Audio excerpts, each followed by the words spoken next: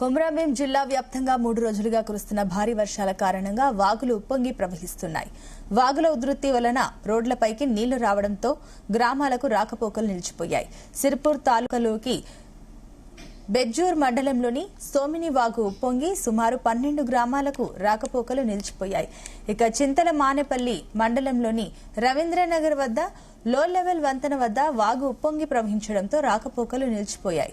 ప్రాణహిత పెన్గంగా నదులు కూడా ఉధృతంగా ప్రవహిస్తున్నాయి. ఇక పెంచికల్లపేట వద్ద వాగు దాటే క్రమంలో ఒక బొలెరో వాహనం వాగులో చిక్కుకుపోగా జేసీబీ సహాయంతో స్థానికులు వాహనాన్ని బయటకు తీశారు.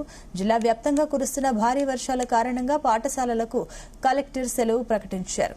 ఇక ఎలాంటి ఇబ్బందులు తలెత్తకుండా జిల్లా ఎస్పీ నితికా పంత్ పలు మండలాల్లో ఎన్డీఆర్ఎఫ్ బృందాలను వాగుల వద్ద మోహరించి పరిస్థితిని సమీక్షించారు.